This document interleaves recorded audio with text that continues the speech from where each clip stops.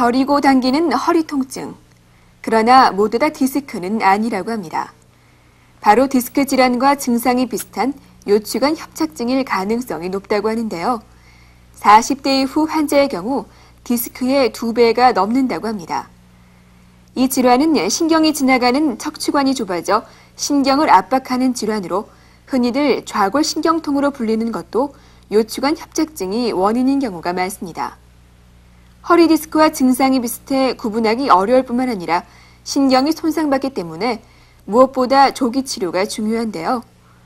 요추관 협착증의 증상과 치료에 대해 알아봅니다. 시청자 여러분 안녕하십니까? CMB 메디컬 클리닉의 신철호입니다. 우리가 보통 걷고 앉고 서서 일하는 우리들의 생활들이 모두가 허리에 많은 무리를 주게 된 것 같습니다. 주변에 보면 허리 질환 때문에 고생하시는 분들 참 많습니다. 이분들 보면 원인도 여러 가지라는데 어떤 상태일까? 침을 한번 맞아볼까? 어느 병원에 어떤 의사 선생님을 찾아가 봐야 잘 좀 치료받을 수 있을까?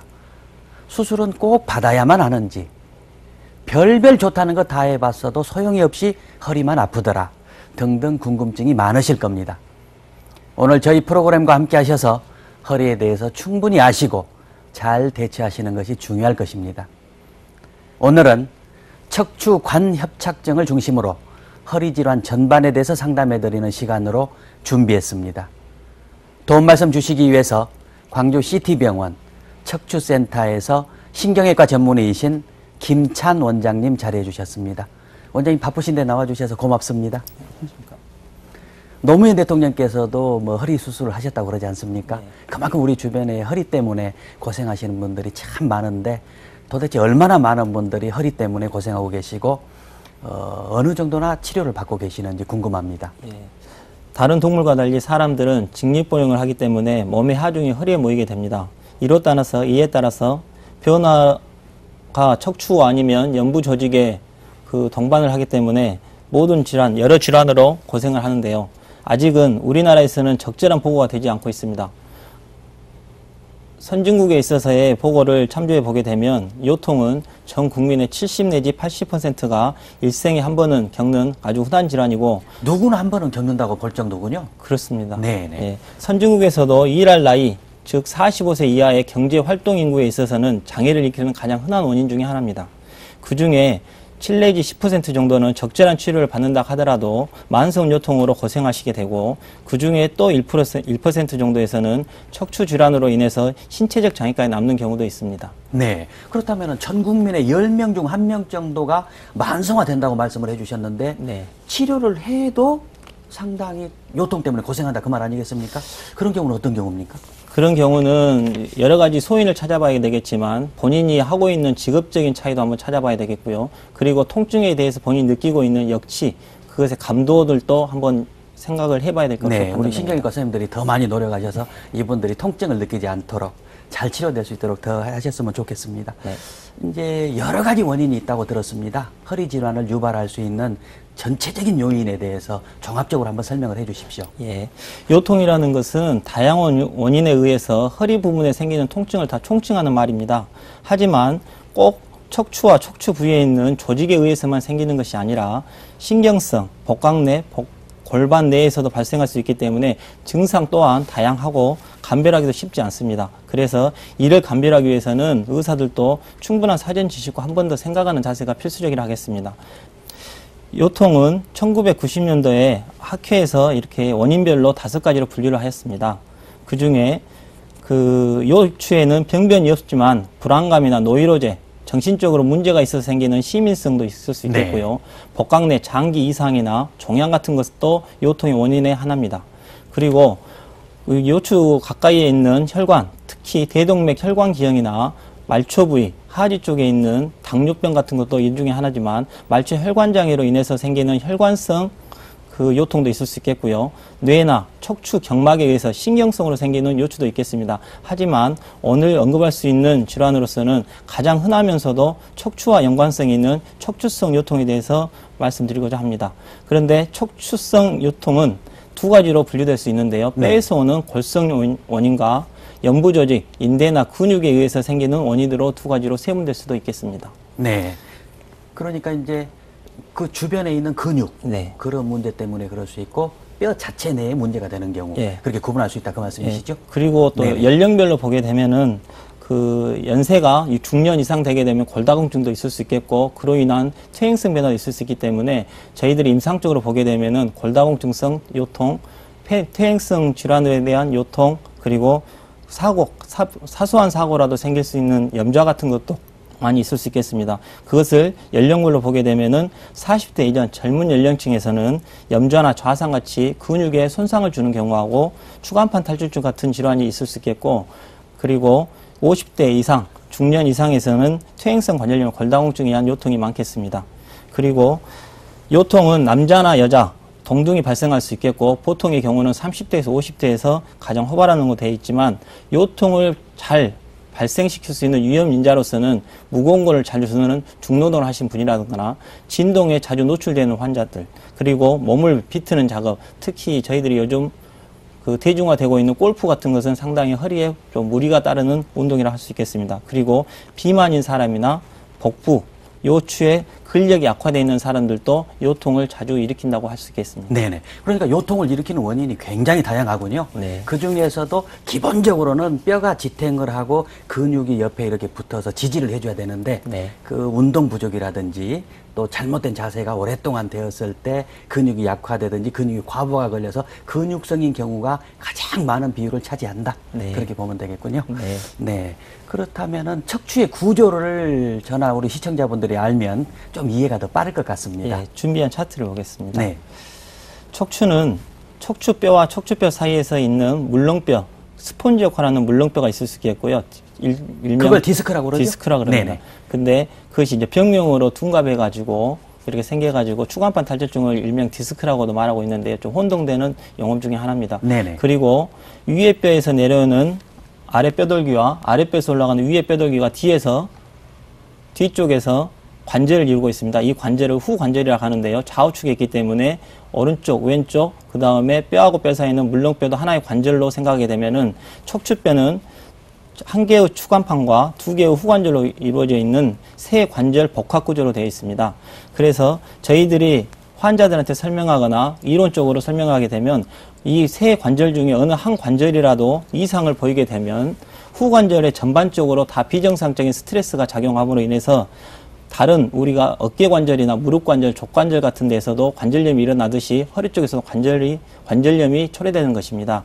이런 관절염이 초래되게 되면 척추의 전국적으로는 불안정성이 유발됨으로 인해서 해부학적인 구조가 다 파괴되고 그 파괴됨으로 인해서 신경들이 눌리면서 다양한 허리 요통이나 하지 방사통 같은 신경학적 증상이 발현되는 것입니다. 네, 관절은 뼈와 뼈가 만나는 부분이죠. 네. 그 부분에 이제 뒤틀리면서 여러 가지 문제가 발생할 수 있다.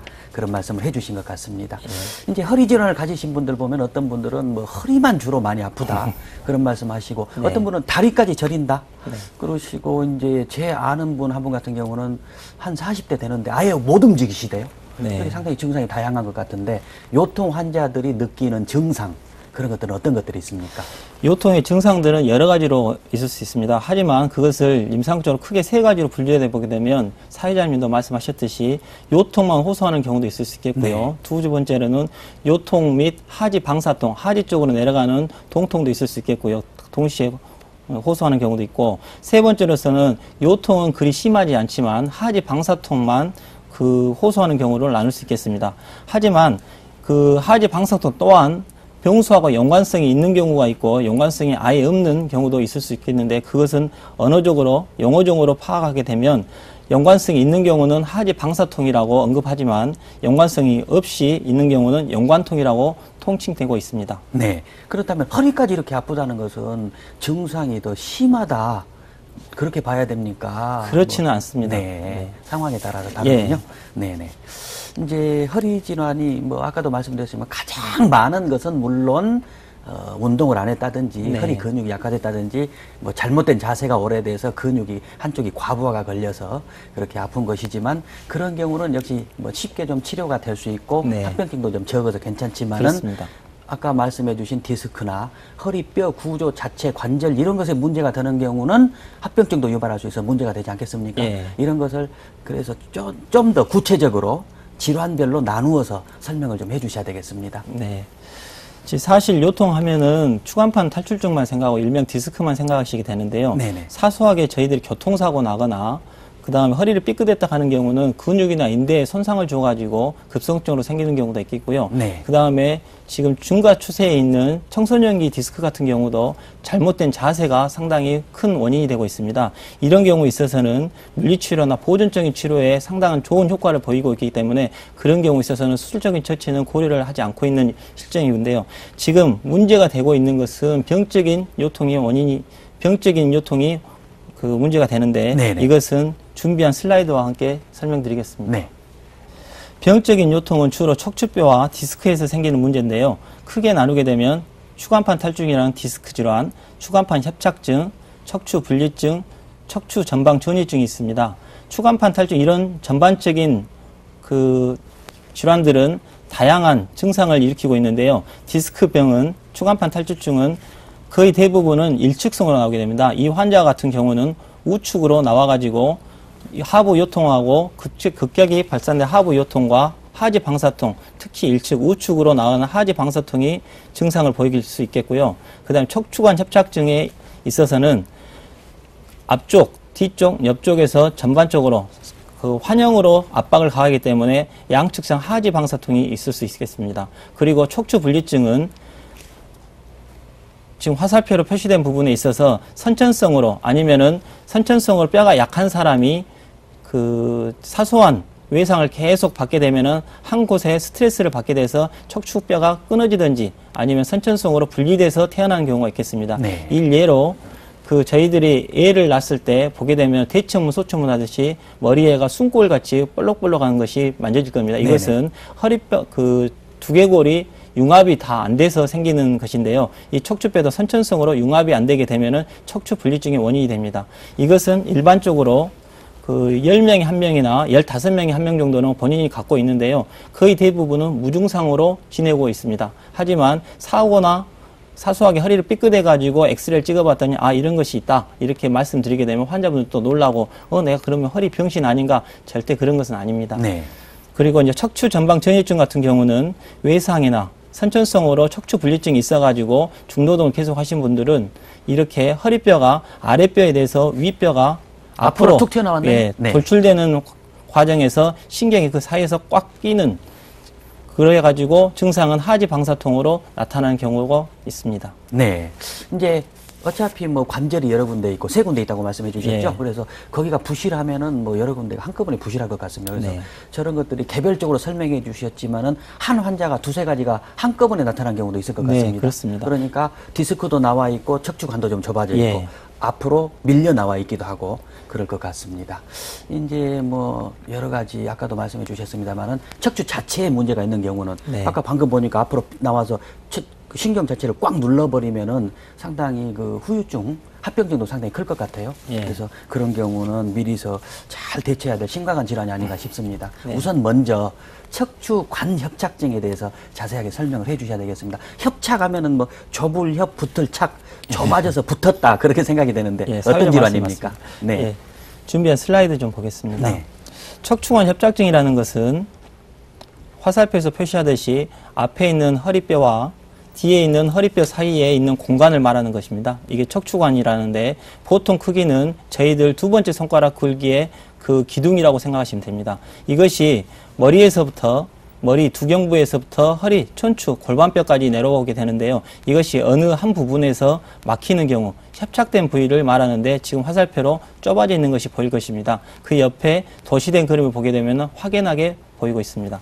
이렇듯이 사람이 있어서 대들보 역할하는 척추뼈 속에는 신경이 지나갈 수 있는 공간이 있는데 이것을 척추관이라고 하는데요. 이런 공간이 여러 원인에 의해서 좁아지는 경우를 말합니다. 특히 척추관 협착증이라는 것은 척추뼈가 중년 이상, 50세 이상 되게 되면 퇴행성 변화가 과속화가 되는데요. 이걸로 인하게 되면 척추뼈가 자람으로 인해 가지고 골극이라고 하는데 그것이 자라서 신경을 누르고 두 번째는 한 곳에서 문제가 생기면 뒤쪽에 있는 인대, 연부 조직이나 또 후 관절들이 비유가 됩니다. 우리가 손을 똑똑똑 하게 되게 되면 손마디가 굵어지듯이 이것도 그 허리도 관절이기 때문에 허리를 많이 쓰게 되면 그 관절들이 비유가 되는데요. 이것이 밖으로 퍼져나가면 좋지만 한정된 공간 안에서 비유가 되기 때문에 신경을 누르게 되는 것입니다.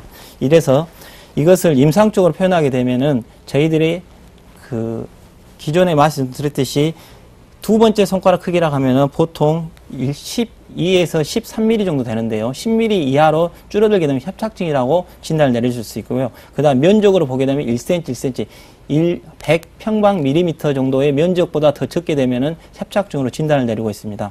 그런데 우리가 신경학적으로 증상을, 특징적인 증상이 협착증은 있는데 그것은 뭐냐면 간헐적, 신경성 파행이라고 하는데요. 간헐적이란 말은 쉬었다 가게 되면 좋아지고 걷게 되면 아프고 이래서 그것이 반복된다고 해서 간헐적. 신경성이라는 것은 신경이 눌려서 생겨서 신경. 파행이라는 것은 걷다 쉬었다 하는 것을 반복하기 때문에 간헐적 신경성 파행이라는 특징적인 증상이 있습니다.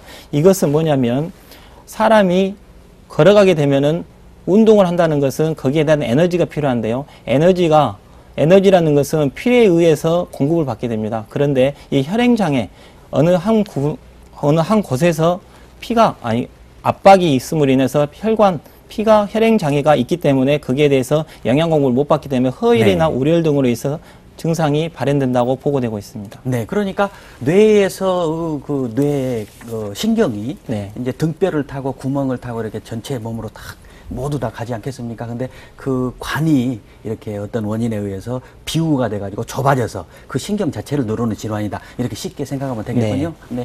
보통 이제 우리는 디스크로 많이 생각들을 해버리는데 이런 질환이 오히려 더 많다면서요? 네, 맞습니다. 그래서 이제 디스크는 디스크판이 이렇게 밖으로 삐져나와서 신경을 누른 것이다. 그리고 이것은 방금 말씀해 주신 대로 이렇게 신경이 지나가는 관이 이렇게 좁아져서 그러면은 성격도 상당히 다르고 증상도 다를 것 같습니다. 맞습니다. 일반인들 대부분 디스크라고만 생각하시기 때문에 비교해서 좀 설명해 주셔야 되겠습니다.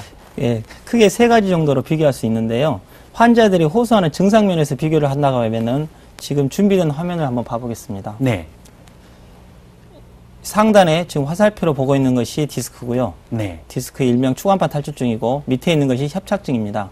위의 것을 먼저 생각해 보게 되면 추간판 탈출증이라는 것은 증상이 급격합니다. 예전부터 계속 지속됐다면은 급격한 하부 요통이 절대 발생할 수 없고요. 서서히 발생돼야 맞는데 거의 대부분은 급격한 하부 요통과 다리로 내려오는 찌릿찌릿하고 당기는 증상, 이것이 전반적입니다. 그런데 추간판 탈출증은 앞에서도 눌리고 뒤에서도 인대하고 후관절의 비유로 해서 환형으로 다 압박이 되기 때문에 양쪽 다리가 다 오고 이것은 서서히 퇴행성 변화에 하는 노화 현상의 하나이기 때문에 이것은 서서히 증상이 발현됩니다. 그래서 척추관 협착증은 천천히 발생되고 나오는 것은 삐져나오기 때문에 좀 더 급격히 발생되고 그렇습니다. 그리고 그 서두에서 말씀드렸듯이 척추관 협착의 특징적인 증상, 간헐적 신경성 파행이라는 증상이 특징적이기 때문에 그것은 알고 계시면 되고요. 이것이 너무 심하게 되면 예전에는 저희 한국에서 전봇대 길이가 보통 50m로 알고 있는데 그 50m를 간 것이 차차 시간도 짧아지고 그 가는 쉬는 거리도 짧아지고 이런데 이것이 너무 심하게 되면 일부 할머니들 같은 경우는 방에서 아예 앉아서 그냥 기어다니는 형태로 오고 있는데 이런 환자들을 엑스레이나 방사선 검사를 해보게 되면 척추관 협착증이 거의 대부분을 차지하고 있습니다. 그리고 환자들이 증상 호소하기 위해서 이제 자세법도 좀 틀린데요. 그 척추관 협착증 같은 경우는 뒤에서 누르는 경우가 많이 있기 때문에 허리를 굴곡을 하게 되면 허리를 굽히게 되면 환자들이 좀 증상이 호전된다고 되어 있습니다. 이것은 뭐냐면 뒤에서 누르기 때문에 신경이 지나가는 길을 넓히기 위해서 의식적으로 환자들이 이렇게 되는 것입니다. 굽혀지게 되는 것이고 그 다음에 디스크 같은 경우는 앞에서 누르기 때문에 약간 뒤로 제쳐줌으로 인해서 아니면은 옆으로 제쳐줌으로 인해 가지고 환자들이 자세에 의해서도 증상을 좀 호전시키려는 자세법을 갖고 있습니다. 그리고 하지 방사통에 있어서도 척추관 협착증 같은 경우는 양측에서 누르는 경우가 많이 있기 때문에 하지 방사통이 양측으로 오지만 추간판 탈출증 같은 경우는 일측성이 많습니다. 그렇지만 이것이 꼭 그렇게 맞아 떨어지는 건 아니고 환자의 증상에 따라서 그 병의 중증도에 따라서 양측성이 같이 혼재되는 경우도 같이 있고 병용돼서 나타나는 경우도 많이 있을 수 있겠습니다. 네. 그러니까 원장님 그 디스크라고 하는 것은 뼈 사이에 네. 추간판이 삐져나와서 가지를 좀 누르기 때문에 누른 쪽의 한쪽 네. 또 통잔재 이제 척추관이 협착됐을 경우는 좁아져 가지고 기둥을 눌러버리기 때문에 아래 전체 예. 그렇게 이해도 되겠습니까? 예. 어떻습니까? 예, 예. 보통 이제 환자들 보면은 그 눈도 나이가 들면은 처지고 두꺼워지고 얼굴도 주름이 많이 지고 그러거든요. 근데 역시 척추관도 그렇게 비유되고 나이가 들면서 그러지 않을까 싶기도 한데 원인은 어떤 것이 있는지 궁금합니다. 네. 척추관 협착증의 원인으로는 크게 두 가지로 분류할 수 있습니다. 선천성이냐 후천성이라 분류할 수 있는데 선천성의 경우는 아예 태어날 때부터 척추관이 좁아져서 나타나는 경우도 있겠고요. 그 다음에 거기서 서서히 자라나면서 저희들이 이제 난정이라고 하죠. 연골이 무형성 되면서 생기는 외소증이 있는데요. 그런 경우에 있어서는 두경부 쪽, 경추 쪽에서는 상대적으로 넓지만 밑에 요추 쪽에서는 척추관이 상당히 좁아짐으로 인해서 증상이 요추부터 나타나서 아예 못 걷는 경우도 있을 수 있겠고 임상적으로는 흔치 않게 보이고 있습니다. 그리고 후천성으로 보이게 되는 경우는 대부분은 나이 때문에 생기는 노화성으로 생긴 퇴행성 변화로 인한 협착증이 많기 때문에 퇴행성이 많고요. 기타로 외상에 의해서도 생길 수 있고 수술 후 대사 질환에 의해서도 생길 수 있습니다. 이러한 퇴행성 척추증에 대한 협착증은 거의 대부분은 50에서 70대에 가장 많이 발생되는데요. 척추 어디에서나 발생될 수 있습니다. 하지만 경추에서도 발생될 수 있고 요추에서도 발생될 수 있고 둘이 같이 병용에서도 발생될 수 있는데요.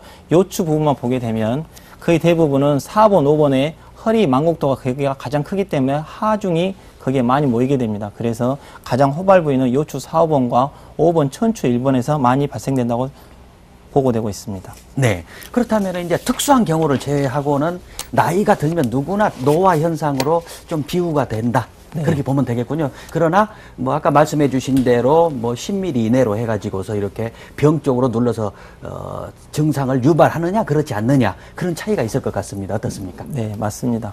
나이가 먹어서 발생되는 노화 현상이기 때문에 그런 것이 대부분의 경우는 맞습니다. 하지만 서에도 말씀드렸듯이 선천성으로 혼자 저절로 줄어들어서 나타난 경우도 있겠고 연골이 무형성 돼가지고 외소증에 의해서도 생길 수도 있기 때문에 꼭 그렇다고 볼 수는 없고요. 두 번째는 척추 전방 전이증, 척추 분리증에 의한 척추 전방 전이증 같은 경우는 젊은 나이에서도 발생되어 있고 제 경험에 의해서도 27살 먹은 면사무소 직원인데도 그런 이게 척추 전방 전이증이 있어서 그 협착증에 의한 수술을 받는 경우도 있었습니다. 네.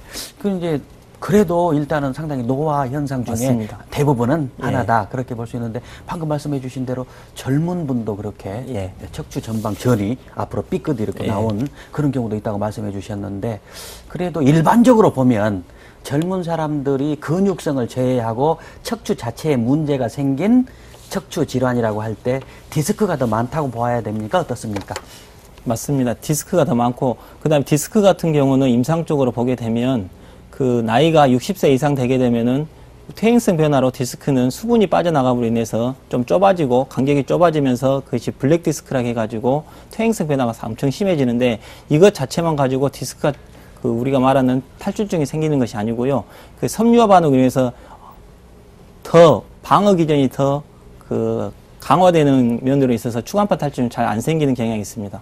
그래서 사회자 말씀이 맞다고도 볼 수 있습니다. 네네. 그렇지만은 혹시 네. 추간판 탈출증이 아니고 이렇게 관이 좁아져서 하는 경우도 많기 때문에 네. 정확한 진단을 받아보시는 것이 중요할 것 같습니다. 일단 이제 우리 시청자분들 원장님 설명 들으시고 혹시 내가 이렇게 관이 좁아져서 생기는 그런 허리 질환이 아닐까 이런 생각하시는 분도 있을 것 같아요. 그래서 내가 어떤 질환이면은 어떤 증상을 가졌으면은 그런 것일까 하고 생각하시는 분들 계실 것 같은데 스스로 진단해 볼 수 있는 그런 증상 소개 좀 해주십시오. 워낙 척추관 협착증은 특징적인 증상 하나 갖고 있습니다. 신경성 파행이라는 특징적인 증상 갖고 있기 때문에 이 증상만 이해하고 계시면 자가적으로 진단은 상당히 충분하다고 생각하고요. 네. 또한 이것뿐만 아니고 그것뿐만 아니고 소변 보기가 힘들다거나 직장, 대소변 장애도 동반되는 경우 있는데 저희들이 볼 때 자주 동반되는 만성 요통이라든가 일정 기간 안정을 했는데도 불구하고 요통이 지속되는 경우, 30분 정도 보행을 했는데 다리 통증 때문에 좀 쉬었다 가는 것이 반복되는 경우, 그 다음에 요통 환자에 있어가지고 발가락이나 발목 같은 데 마비가 있어가지고 계단을 오르내리기가 상당히 힘들거나 다리 툭 처지거나 이런 것이 있는 경우, 그 다음에 대소변장애 발생했을 때는 한번 의심해 봐야 될 거라고 생각합니다. 네. 그러니까 이제 오랫동안 방치할 경우 대소변 장애까지 있다면 상당히 심각한 것 같습니다. 네. 합병증에 대해서도 조금 더 자세히 설명해 주셔야 되겠습니다. 합병증 같은 경우는 가장 많고 가장 중요하게 여기는 것이 마비입니다. 마비라는 것은 운동마비도 있을 수 있겠고요. 감각마비, 대소변 장애, 그 심한 경우에는 성기능 마비까지 있을 수 있습니다. 이런 합병증이 나타나게 되면 본인이 좀 이상하다고 생각되면 바로 가까운 병원에 가셔가지고 의사 진찰을 받고 적절한 처리가 필요합니다.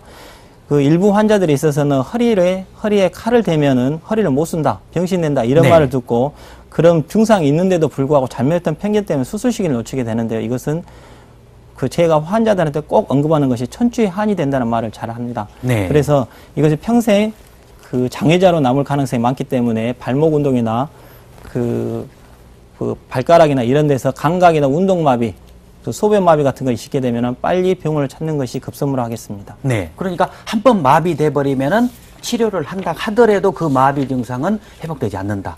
상당히 중요한 의미를 가진 것 같습니다. 보통 마비라는 것은 저희들 책에 보게 되면 하루나 이틀 정도의 풀어주지 조기에 감압 수술을 시행하지 않는 이상은 그것이 후유증으로 남는다고 되어 있습니다. 네네. 그러니까 계속해서 마비된다 그 말씀이죠. 네. 그래서 잘못된 편견으로 수술을 시기를 놓친다든지 하면은 큰일 날 것 같습니다. 네. 일단은 이제 그 척추 질환도 여러 가지가 있었고 그 중에서 대표적으로 디스크라고만 다 생각했는데 척추관이 협착되는 이런 문제도 많이 있기 때문에 전문가 선생님의 정확한 진단이 필요할 것 같습니다. 그래서 진단을 정확하게 해야 치료 방향을 올바르게 세울 수 있지 않겠습니까? 예. 병원에서는 어떤 방법으로 진단하는지 궁금합니다. 척추관 협착증의 진단에 있어서 가장 중요한 것은 환자하고 만났을 때 자세한 병력을 청취한다거나 증상을 정확히 기재하는 것이 가장 중요하다 하겠습니다. 네. 이런 병력 청취는 타 질환, 감별할 질환이 여러 가지가 있는데요. 퇴행성 요추증, 혈관성 파행, 그다음 골반 질환이나 복강 질환, 고관절 질환 등을 감별하는 데도 상당히 도움을 줍니다. 원장님, 허리 질환을 진단하는 그림이 준비되어 있다면서요? 예. 보시면서 설명 좀 해주십시오. 예. 저 환자분 같은 경우는 요통과 하지 방사통을 주소로 내원하셨는데 하지 직거상 검사를 함으로 인해 가지고 그 병소를 찾고요. 지금 하고 있는 검사는 고관절 부위 감별 진단을 하기 위해서 저것을 하는 패트릭 사인이라고 해가지고 검사를 하고 있는 과정입니다. 그러니까 들어올려서 많이 못 들어올리면은 심각하게 좀 예. 진행됐다 이렇게 보는군요. 맞습니다. 네네. 지금 저것을 하고 있는 것은 좀 발목이나 발가락에 있어서 마비가 있는가 네. 이것을 보는 것이고 감각마비를 지금 보고 있는 것입니다. 양쪽 다리의 감각마비. 지금 보고 계신 분은 가장 간단한 X선 촬영을 해가지고 그 후관절 비우나 그 네. 추간판에 있어가지고 그 협소증이 있는가를 확인하고요. 뼈의 상태를 보는군요. 예, 그렇습니다. 이것은 컴퓨터 단층 예. 촬영입니까? 예. CT를 찍음으로 인해 가지고 골절 부위가 있거나 아니면은 그 직경을 측정할 수도 있고 네. 간단한 추간판 탈출증이나 협착증도 그 한 신뢰성을 한 80% 이상에 갖고 있는 검사입니다. 지금 MRI 검사는 가장 신빙성 있고 가장 중요한 검사 중에 하나인데 동반 질환이나 여러 가지의 연부 조직, 추간판, 척추체에 있는 병변을 정확히 다 알 수 있는 부분입니다. 네네. MRI가 과거에는 좀 비쌌는데 요즘에는 보험이 된다고 들었습니다만은 그렇지는 않습니다. 네, 예, 그거 선택적으로 되는데요. 네. 그 요추부에 있어서는 종양이나 네. 선천성 기형, 혈관 기형 등에서만 선택적으로 되고 있습니다. 네네. 앞으로 다 되면 좋겠습니다. 일단 저렇게 해서 이제 척추관 협착증이 잘 진단이 되면 치료가 잘 돼야 되지 않겠습니까? 우선 저희들이 생각할 때는 그 노화돼서 비우돼서 꽉 차서 누르기 때문에 그 노화돼서 비우된 것을 긁어내면 좀 좋지 않을까 생각이 됩니다만은 네. 어떤 치료 방법이 있겠습니까? 네, 준비된 화면을 보시겠습니다. 척추관 협착증의 궁극적인 치료는 압박이 되어 있기 때문에 수술적으로 해가지고 신경을 감압시키는 것이 가장 중요하다 하겠습니다. 네네. 하지만 많은 환자에서 보존적인 치료로도 좋은 반응을 보이고 있기 때문에 임상적으로는 환자를 보는데 치료의 관점은 환자의 통증 완화와 기능을 향상해 두고 있습니다. 네. 그리고 환자의 증상이 다르고 병증의 중증도가 다르기 때문에 환자에 따라서 그 정도에 따라서 여러 가지 방법이 쓰이고 있는데 지금 화면에 보시듯이 보존적인 요법과 수술적인 요법 이렇게 두 개로 나눌 수 있지만 보존적이라면 수술하지 않고 하는 방법 그렇게 네. 보면 되겠죠? 예, 그렇습니다. 그 일반적으로 경증이나 증상이 경하거나 아니면 신경학적 마비가 없고 환자가 전신 상태가 불량하거나 이럴 경우에는 보존적인 요법을 추천을 하는데요. 보존적인 요법으로서는 안정, 약물치료, 보조기, 운동요법 등이 있을 수 있겠고요. 수술적인 치료는 나중에 다시 말씀드리겠습니다. 네, 그러니까 보존적 치료, 다시 말해 수술하지 않는 걸로도 많이 좋아지는 경우가 많이 있군요. 예. 네. 이제 보통 그 허리가 아프신 분들 움직이기를 좀 싫어하신 것 같습니다. 그래서 안정을 취하면 좀 더 좋아지신다는 분도 있으시고 예. 더 아프다는 분도 계시거든요. 어떻게 하는 것이 좋습니까? 어떤 상태 때문에 그런 겁니까?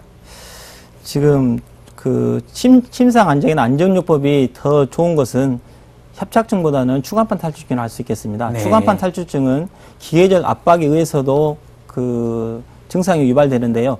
그 수액이 터지면서 화학 물질이 나와서 자극요법도 되기 때문에 시간이 가면은 많이 좋아지는 경우가 많습니다. 네. 이걸 통계적으로 보게 되면 한 75에서 80% 정도는 특별한 치료 없이 수술적인 치료 없이도 좋아지는 경우가 많고요. 그것이 보통 2주 이상 가게 되면은 증상에 처음 내원했을 때 증상보다도 80% 이상은 좋아지는 경우도 많습니다.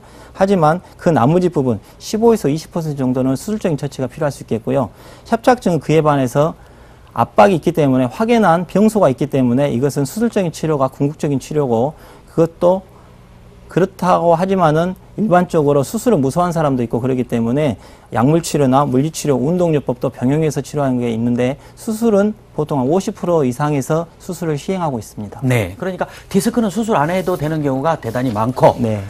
척추관이 좁아져 있는 경우는 그래도 궁극적인 치료는 수술이 되는데 네. 상황에 따라서 못하는 경우도 있다. 근데 수술을 꼭 받아야 될 경우에는 환자들이 아까도 말씀을 해주셨습니다마는 필요 없이 병원에서 과도하게 수술을 권하지 않나 이렇게 의심하는 분들도 계시는데 네. 그렇게 편견을 가지지 마시고 치료를 꼭 수술을 해야 될 때는 하시는 거 그거 중요할 것 같습니다. 네. 그러나 방금 말씀해 주신 대로 꼭 어떤 상황에 따라서 직장을 다녀야 되나든지 또 비용 문제 이런 것들 때문에 수술을 좀 미뤄야 될 경우라든지 이럴 경우에는 우선 아까 말씀해 주신 보존요법 이런 네. 걸 통해서라도 통증을 좀 경감시키고 수술을 좀 연기시키고 해야 될 텐데 어떤 방법들이 있겠습니까?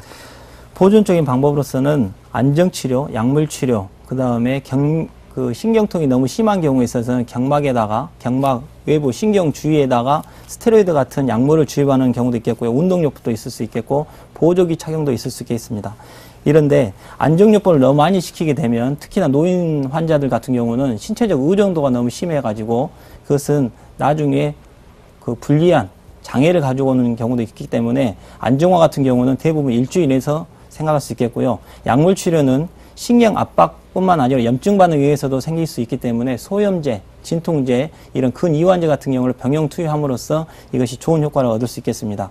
그리고 심한 방사통 같은 경우는 신경주의 신경 차단술도 쓸 수 있겠고요. 보조기도 증상이 어느 정도 완화된 상태에서는 근육의 힘을 좀 보강하기 위해서 이게 보조기를 쓸 수 있는데 보조기도 장기간 쓰게 되면 근육의 약화를 가져오기 때문에 나중에 상당한 부작용도 초래할 수 있습니다. 그리고 운동요법은 그 수술 이후에 더 많이 좋은 효과를 얻을 수 있는데 굴곡 운동, 복근을 상당히 강화를 시킴으로 인해 가지고 하중을 뒤쪽에 받는 하중을 앞쪽으로 좀 이동을 시켜 가지고 상당히 좋은 효과를 얻을 수 있는데요. 이런 모든 것들은 체중 감소, 특히 비만인 환자에 있어서는 체중 감소하고 동반되게 되면 좋은 효과를 얻을 수 있겠습니다. 네. 그러니까 이제 척추 질환의 치료는 방금 말씀해 주신 그런 보존요법이 네. 있을 수 있는데 어쨌든 보존요법을 하느냐 수술하느냐 이거이 상당히 중요한 관건인 것 같습니다. 네. 그래서 이제 우리 환자분들이 수술에는 또 대단히 민감하시기 때문에 척추관 협착증의 경우 이런 경우에는 반드시 수술을 해야 된다 하는 적응증이 있으면 다시 한번 정확하게 말씀을 해 주셔야 되겠습니다. 네. 그 소두에서 말씀드렸듯이 신경마비가 있거나 삶의 질에 상당히 지장을 초래할 수 있는 경우는 무조건 수술을 하는 것이 맞습니다. 네. 그래서 저희 본병원에서는 협착증 환자에 있어서 수술을 권유하는데 3가지 지침을 두고 수술을 권유하는데요. 지속적으로 하지 방사통이 너무 심해서 삶에 지대한 영향을 미치는 경우는 수술을 먼저 권유하고, 두 번째는 보존적 요법이 실패하거나 이것이 계속 치료를 했는데 자주 재발되는, 또 두 번째는 대소변 장애 같은 마비 증상이 있는 경우, 운동 마비가 있는 경우 같은 경우는 조기에 감압 수술을 권유하고 있습니다. 그리고 이런 수술 권유하는 데 있어서는 필수적으로 검사 소견과 환자 증상이 상당히 확연하게 부합되는 경우에 있어서만 수술을 권유하고 있습니다. 네. 그러니까 이제 수술을 하게 된다 하면은 눌러주는 신경의 압력을 풀어주는 수술이다. 감압술이다. 그렇게 말씀을 해주셨거든요. 도대체 어떻게 수술하는지 상당히 궁금합니다. 소개 좀 해주십시오. 준비된 화면을 보겠습니다. 네. 지금 좌측에 있는 사진이 가운데 오목시계, 모래시계 같이 네네네. 생기는 거 있는데 이게 협착증이 증거입니다. 협착증의 증거고 옆에 가운데 있는 사진은 그 부분을 다 풀어가지고 감압 수술을 시행한 다음에 신경이 확연하게 풀리고 있음을 보여주고 있습니다. 세 번째는 그 증거로서 척수 조영술을 했는데 신경 모래시계 같이 생긴 데가 다 풀림을 보일 수 있겠습니다. 이것이 신경 감압술 및 후궁 절제술입니다. 네. 협착증이 심한 환자에서 후궁 감압술만 시행했을 경우 추후에 증상은 좋아졌지만 요통이 상당히 많이 남아서 저희들이 추적 검사를 하는 데 있어서 엑스레이를 찍어봤을 때 허리가 끈덕끈덕하다, 흔들린다라고 해가지고 불안정성이라는 진단을 붙이게 됩니다. 이것을 방지하기 위해서 당호 같은 시술을 하게 됩니다. 준비된 사진을 보시겠습니다. 네네. 옆에 보시면 왼쪽 그림은 중증의 화살표 부위에서 신경이 차단되는 그 바로 밑에는 횡단면을 보고 있는데 신경이 가운데 하얀 부분만이 살아있는 정상 부분에 있어서 10분의 1밖에 안 살아있는 경우를 보이고 있는데요. 네. 이런 경우 있어서는 수술 후에 불안정성이 자명한 이치이기 때문에 기구를 위해서 사용하는데요. 기구는 옆에 보시는 나사목 같이 생긴 것이 나사목 고정술이 있고요. 두 번째는 가운데 있는 인공 링을 사용해서 인공 링 고정술이 있겠습니다. 이것은 병용 사용할 수도 있고 단독으로도 사용할 수 있는 경우입니다. 네. 이제 저희들이 구체적으로 수술이 어떻게 시행되는지 다녀왔습니다. 화면 함께 보시고 말씀 나누시죠. 예. 환자의 50% 정도가 수술을 필요로 하는 허리 질환이 바로 척추관 협착증입니다. 디스크와는 달리 척추관 협착증은 대부분 수술을 요할 만큼 통증이 심하고 또 일상생활에도 지장을 초래하게 되는데요. 수술은 심한 통증과 운동장애를 초래하는 압박 요인들을 제거해 척추관을 넓혀줌으로써 통증을 근본적으로 없애게 되는 것입니다. 대표적인 수술 방법으로는 척추관 속에 신경을 압박하는 원인들을 제거하는 신경 감압술이 있고 척추관을 압박하는 관절과 인대, 뼈의 일부를 제거하는 방법을 비롯해 선천적으로 척추관이 좁은 사람이 튀어나온 디스크 때문에 통증을 느끼는 경우라면 디스크만 간단하게 제거하는 수술 등 다양한 방법이 있는데요. 환자의 나이와 증세에 따라 사전에 전문의와 충분히 상의해 최선의 수술 방법을 선택해야 합니다. 네, 그림을 잘 보셨습니다만은 이제 수술이 저렇게 잘 이루어지게 되면 대부분 다 좋아집니까? 어떻습니까? 아까 그 1% 정도 아주 적게 남은 경우도 감압술을 통해서 정상적으로 회복이 좀 됩니까? 어떻습니까? 그런 경우는 장애가 어느 정도냐에 따라서 차이가 있을 수 있겠습니다. 네, 회복이 못 되는 경우도 있겠군요. 예. 그러니까 빨리 좀 진단을 받아서 네. 정확하게 전문가 선생님하고 치료 시기를 결정하는 것도 중요할 것 같습니다. 예. 이제 수술을 잘 해놨다고 하더라도 사후 관리가 상당히 중요하다고 들었습니다. 뼈기 때문에 뼈를 또 지지하는 것은 근육 아니겠습니까? 네. 근육을 상당히 단련시켜줘야 된다고 들었는데 어떤 사후 관리가 필요하겠습니까? 예, 준비된 슬라이드를 보겠습니다. 네. 일단 수술을 시행한 이후에 허리 통증이 별로 심하지 않게 되면 운동을 빨리 시작하는 것이 중요하다고 하겠습니다. 첫 번째로 우선적으로 몸을 움직이지 않고 배에다가 누워있는 상태에서 복근에다만 힘을 주고 가지고 복근 강화 운동이 좋겠습니다. 이후에 어느 정도 통증이 사라지게 되면 본격적으로 허리 운동을 들어가게 되는데요. 가벼운 수술을 하는 경우에 있어서는 3일, 그리고 뼈를 어느 정도 제거하는 경우에서는 4, 5일이 지난 다음에 골반을 움직여주는 골반 경사 운동을 시작하게 되고요. 처음에는 한 10회 정도부터 시작하다가 점차적으로 그 강도를 높여서 횟수도 느리고 시간도 느리고 하면 되겠습니다. 그 다음에는 이제 윗몸 일으키나 엎드려서 상체 들기 같이 복근을 전반적으로 다 시켜가지고 신전이나 신전근, 복근당의 강화 운동을 해줘야 되겠고요.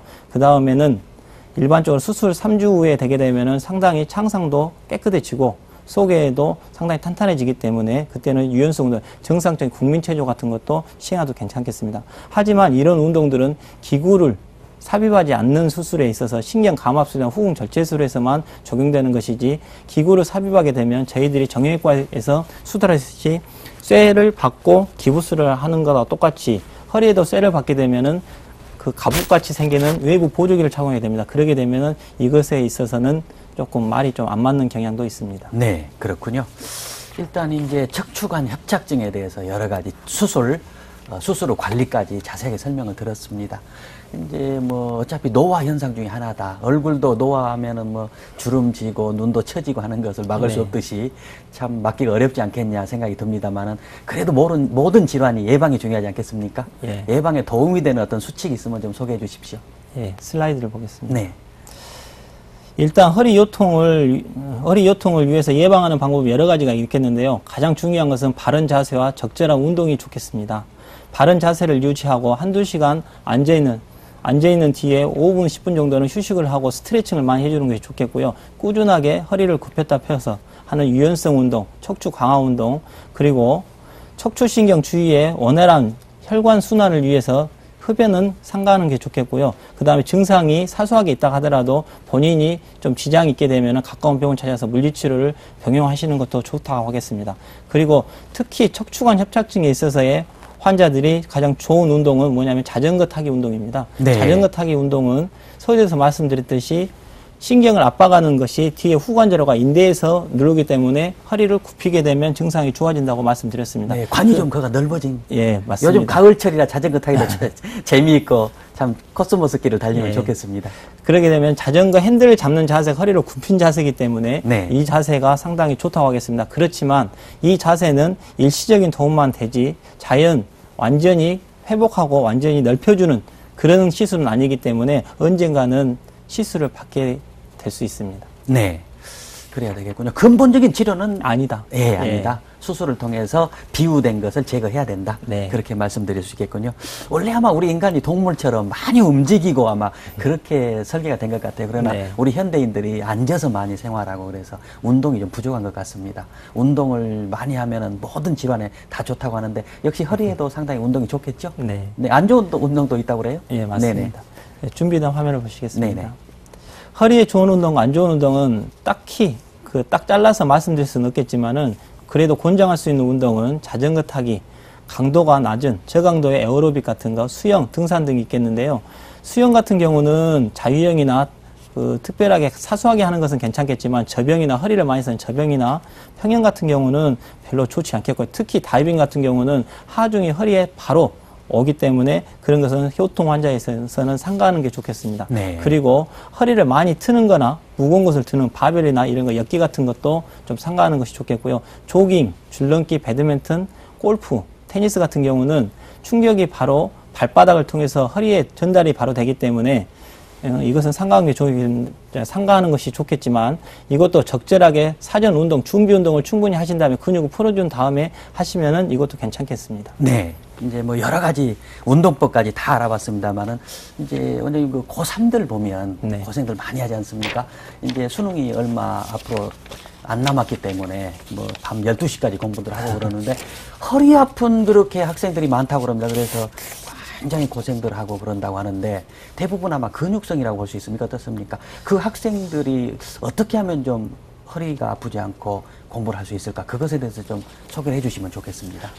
거의 대부분은 근육성이 날 수 있는데요. 제 경험상으로 저희 병원에서 추간판 탈출으로 수술한 가장 어린 환자가 14살짜리 어린 환자가 있습니다. 중학교 네. 1학년인데 그 환자 같은 경우는 특별한 자세가 안 좋은 것도 아니고 뭐지만은 이 환자 같은 경우는 퇴행성 변화가 원인 없이 급격하게 발생되는 경우입니다. 네. 그런 경우도 있기 때문에 딱 그것이 맞다 이렇게 볼 수도 없지만 거의 대부분은 자세에 의해서 원인이 되기 때문에 앞전에서 이전에 말씀드렸듯이 스트레칭 가장 좋겠고 의자를 앉는 데 있어서도 의자도 허리를 뒤로 딱 빼서 뒤에 꼿꼿이 앉는 이런 좋은 자세법을 숙지하시는 것이 좋을 것으로 판단됩니다. 네.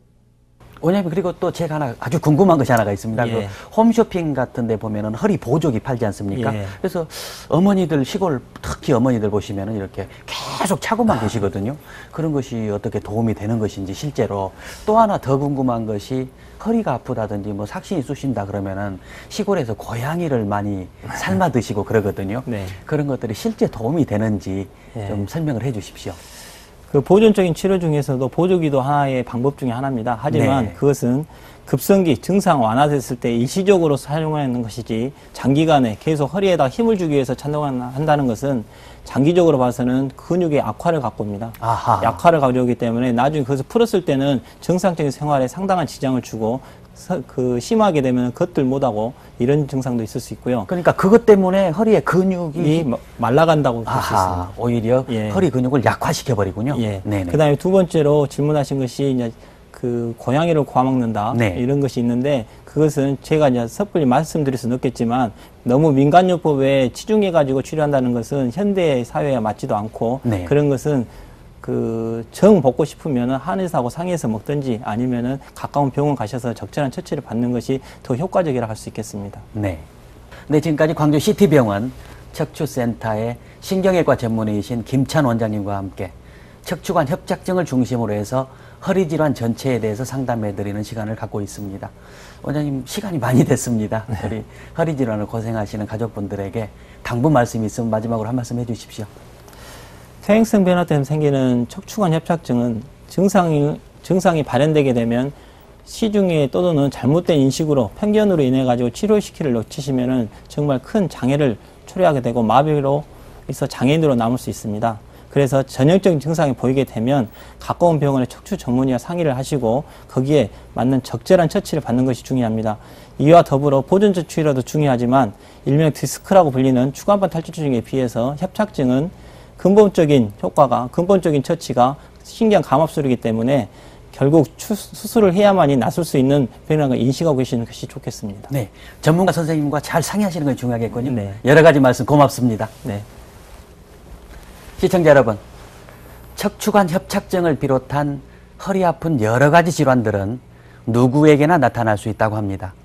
그렇지만 평소에 꾸준한 올바른 운동, 올바른 생활 식습관들을 통해서 허리뼈라든지 허리 근육을 튼튼하게 하면 얼마든지 허리 질환 자체를 예방해낼 수가 있다고 합니다. 특별한 것을 찾으려 하지 마시고 모든 병이 다 그렇듯이 적절한 식습관과 꾸준한 운동이 최선의 방책이 아닌가 생각됩니다. 필요하실 때면 전문가 선생님과 꼭 상의하십시오. 지금까지 진행의 신철화였습니다. 이 가을처럼 넉넉한 한 주 되시기 바랍니다. 고맙습니다.